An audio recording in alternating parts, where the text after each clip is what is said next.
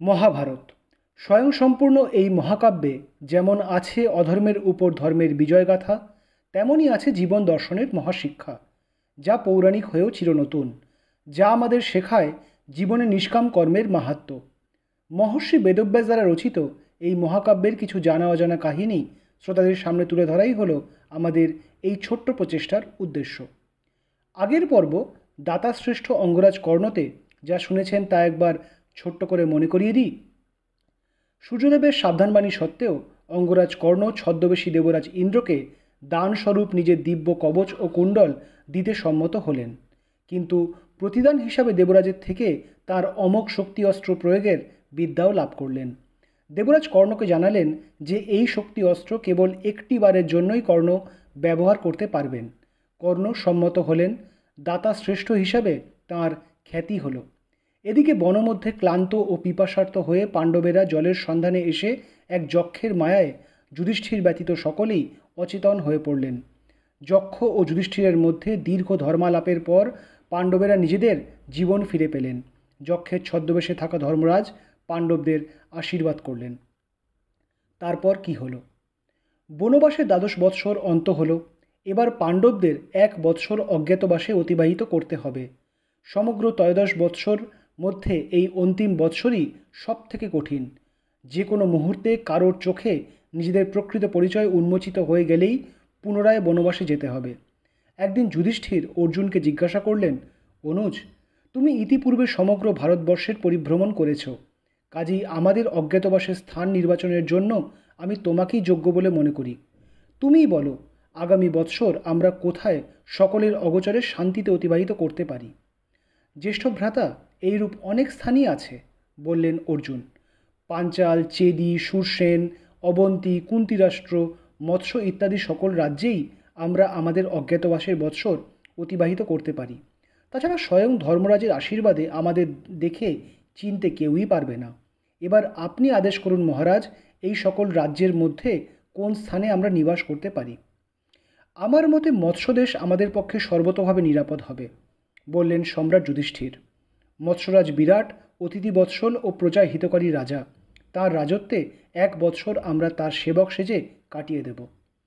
কিন্তু মহারাজ, একটি শঙ্কা আছে, বললেন অর্জুন। আপনি স্বসাগরা ধরনীর অধিপতি, রাজ চক্রবর্তী সম্রাট। আপনার মুখমণ্ডলে সেই তেজ বিদ্যমান। তাছাড়া আপনি ধার্মিক ও লজ্জাশীল। কোনরূপ কঠিন কার্য আপনার করা সঠিক নয়। আপনি কী ছদ্মবেশ ধারণ করবেন সে বিষয়ে কিছু চিন্তা করেছেন কি? করেছি অর্জুন, বললেন যুধিষ্ঠির। আমি মহারিষি বৃহদস্যের থেকে পাশা খেলার সকল নিয়ম অধ্যয়ন করেছি। আমি নিজেকে ব্রাহ্মণ রূপে পরিচয় দেব। নাম হবে কঙ্ক। রাজা বিরাট আমার পরিচয় জানতে চাইলে বলবো, আমি ইন্দ্রপ্রস্থে সম্রাট যুধিষ্ঠিরের সভাসদ ও সখা ছিলাম। ভীম, তুমি কি ছদ্মবেশ নেবে? মহারাজ, আমি ভোজন করতে যেমন ভালোবাসি, তেমনি পাককর্মেও আমার অতীব উৎসাহ, বললেন মধ্যম পাণ্ডব। আমি নিজেকে বল্লভ নামে পরিচয় দেব। বিরাট রাজের পাকশালে কর্ম করব। তার পাচকদের নতুন ব্যঞ্জন প্রস্তুত করা শেখাবো। এছাড়াও সকলের মনোরঞ্জনের জন্য আমি মল্লযুদ্ধও করব। প্রয়োজনে দুষ্ট বৃষ বা হস্তিকেও শাসন করব আমি। কেউ যদি জিজ্ঞাসা করে তাহলে বলবো আমি ইন্দ্রপ্রস্থে পাণ্ডবদের পাকশালার প্রধান পাচক ছিলাম ও সম্রাট যুধিষ্ঠিরের অধীনে থাকা দুস্থ হস্তি ও বৃষদের শাসন করতাম। উত্তম বৃকধর, বললেন যুধিষ্ঠির। সব্যসাচী, তুমি জগতের শ্রেষ্ঠ ধনুর্ধর। তোমার উপযোগী কোন কর্ম আছে মৎস্যরাজ্যে? মহারাজ, এই সময়ের জন্য আমি দেবরাজ ইন্দ্র আর দেবী উর্বশীর কাছে কৃতজ্ঞ, সহাস্যে বললেন অর্জুন। স্বর্গলোকে থাকাকালীন দেবী উর্বশী আমাকে নপুংসকতার অভিসম্পাদ দিয়েছিলেন। তার সেই অভিশাপ আমি বরদান হিসাবে ব্যবহার করব। গন্ধর্বরাজ চিত্রসেনের নিকট লাভ করা নৃত্যগীত কলা আমি একজন কিন্নরের রূপে রাজা বিরাটের কন্যা এবং তার সখীদের প্রদান করব। কেউ যদি জিজ্ঞাসা করে তাহলে বলবো আমি সম্রাজ্ঞী দ্রৌপদীর পরিচারিকা ছিলাম। নাম নেব বৃহন্নলা। গান্ডীবের জ্যা ঘর্ষণের যে চিহ্ন আছে আমার হাতে, তা আমি বলয়, কুণ্ডল, গহনা দ্বারা ঢেকে রাখব। চুলে বেনি বাঁধব। ধন্য তুমি অর্জুন। এইভাবে নিজের অভিশাপকে বরদানে পরিণত করতে তুমি যে বুদ্ধির পরিচয় দিলে, তাতে আমি মুগ্ধ। উৎফুল্ল যুধিষ্ঠির বললেন, নকুল আর সহদেব, তোমরা সকলের কনিষ্ঠ। ভ্রাতা, তোমরা কি ছদ্মবেশ ধারণ করবে তা ভেবেছ কি? অবশ্যই মহারাজ, বললেন নকুল। আমি অশ্বচালনায় ও অশ্বের পরিচর্যায় বিশেষ ব্যুৎপত্তি রাখি, তা তো আপনি জানেনই। আমি আমার সেই জ্ঞানেরই সুপ্রয়োগ করব। নিজের নাম রাখব গ্রন্থিক। রাজা বিরাটের অশ্বশালায় কর্ম করব। কেউ যদি জিজ্ঞাসা করে তবে বলবো আমি সম্রাট যুধিষ্ঠিরের নিজস্ব অশ্বের প্রশিক্ষক ছিলাম। আর আমি মহারাজ, বললেন সহদেব, গোপালন ও তাদের পরিচর্যার ব্যাপারে নকুলের মতোই সমান ব্যুৎপত্তি রাখি। আমি তন্তিপাল নাম নিয়ে রাজা বিরাটের গোশালায় কর্ম করব। পরিচয় দেব যে আমি পূর্বে ইন্দ্রপ্রস্থের রাজগোশালার অধ্যক্ষ ছিলাম। উত্তম, অতি উত্তম, তোমাদের পরিকল্পনা সুচতুর, বললেন যুধিষ্ঠির। কিন্তু পাঞ্চালী, আমার শঙ্কা কেবল তোমাকে নিয়ে প্রিয়ে। তুমি রাজদুহিতা, সম্রাজ্ঞী, কুরুকুল বধূ। কোনোদিনও কোনো কঠিন কার্য তোমাকে স্বহস্তে করতে হয়নি। তোমার এই অগ্নিশিখার ন্যায় রূপ ও তেজ, তাকে তুমি সুপ্ত কিভাবে রাখবে? নিশ্চিন্ত থাকুন মহারাজ, আশ্বাস দিলেন দ্রৌপদী। আমি নিজেকে শৈরেন্দ্রী হিসাবে পরিচয় দেব। বলবো পূর্বের সম্রাজ্ঞী দ্রৌপদীর কেশ সংস্কারের নিমিত্ত প্রধানা দাসী ছিলাম আমি। নিজের মুখ আমি এই কেশ দ্বারা আবৃত করে রাখব। বলবো আমার 5 গন্ধর্ব পতি আছেন, যারা আমাকে কারোর কাছেই নিজের মুখ দর্শন করতে নিষেধ করেছেন। আমি রানীর সুদেষ্ণার মহলে ওনার কেশ বিন্যাসের কর্ম করব। উত্তম পাঞ্চালী, তুমি সাধ্বী, পাপ কর্ম তুমি জানো না।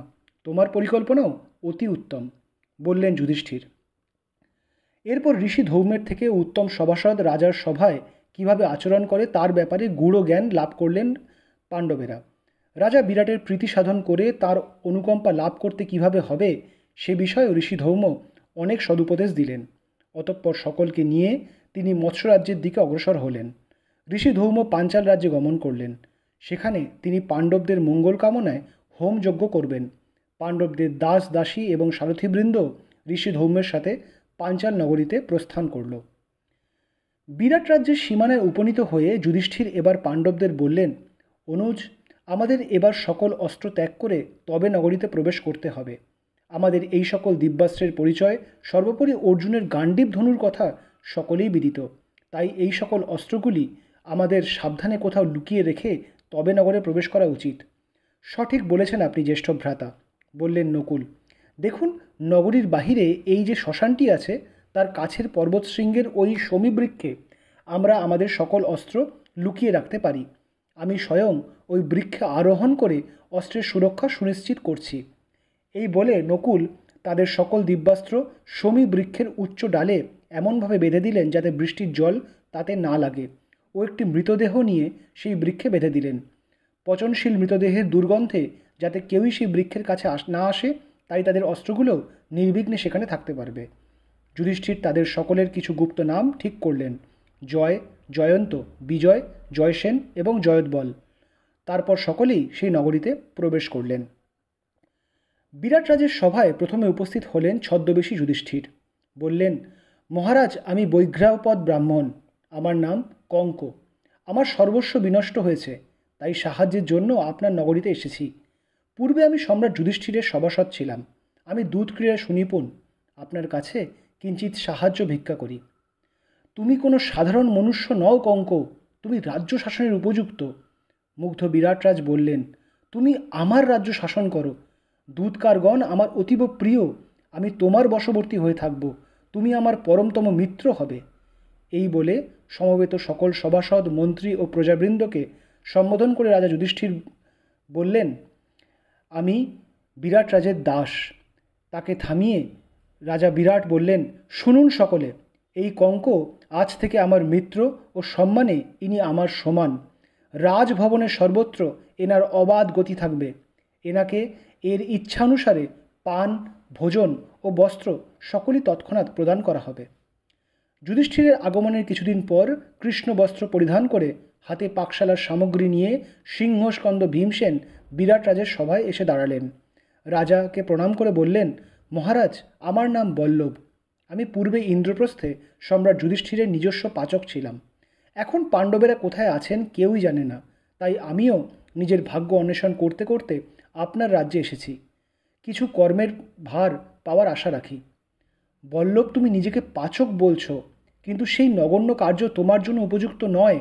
তুমি আমার রাজ পাকশালার প্রধান হও, বাকি সকল পাচকেরা তোমার অধীনস্থ হয়ে থাকবে। এরপর বিরাট রাজ্যে ছদ্মবেশী দ্রৌপদীর আগমন ঘটল। তিনি নিজের কেশরাজি দিয়ে নিজের মুখমণ্ডল আবৃত করে রানী সুদেষ্ণার মহলের সামনে বিচরণ করছিলেন। তাকে দেখতে পেয়ে সুদেষ্ণা ছদ্মবেশী দ্রৌপদীকে নিজের কক্ষে ডেকে পাঠালেন। জিজ্ঞাসা করলেন, কে তুমি কন্যা? কি চাও? মহারানী, আমি শৈলেন্দ্রী। আমাকে যিনি পোষণ করবেন আমি তার সকল কার্য করে দেব, বললেন পাঞ্চালী।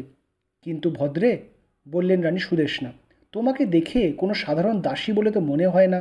তুমি নিজেই দাস দাসীদের আদেশ করবার উপযুক্ত। সত্য বলো, কে তুমি?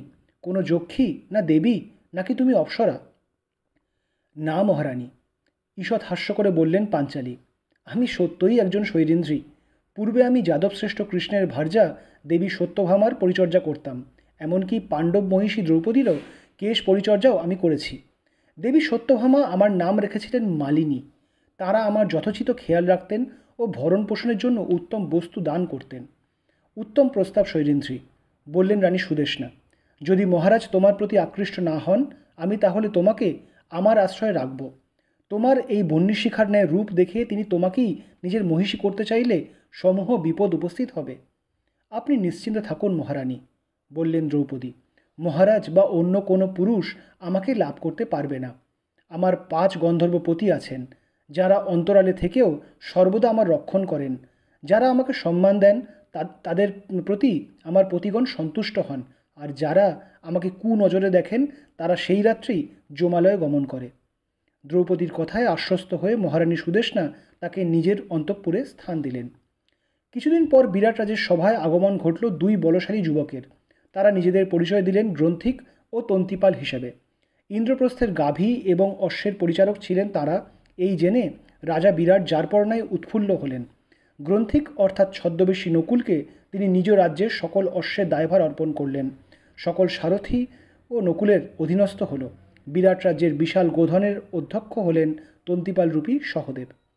যুধিষ্ঠির সহ সকলে বিরাট রাজ্যে এসে উপস্থিত হওয়ার কয়েকদিন পর রাজসভায় এসে দাঁড়ালেন এক সুদর্শন কিন্নর। তার হাতে শঙ্খ ও স্বর্ণ নির্মিত বলয়, কানে কুণ্ডল, পরিধান স্ত্রীলোকের ন্যায়, কিন্তু তার শারীরিক গঠন যেন কোনো রাজপুরুষের মতন। সেই কিন্নর এসে করজোড়ে মহারাজ বিরাটকে বললেন, মহারাজ, আমি বৃহন্নলা। ইতিপূর্বে আমি ইন্দ্রপ্রস্থে মহারাজ যুধিষ্ঠিরের সভায় নৃত্যগীত কলার প্রদর্শন করতাম।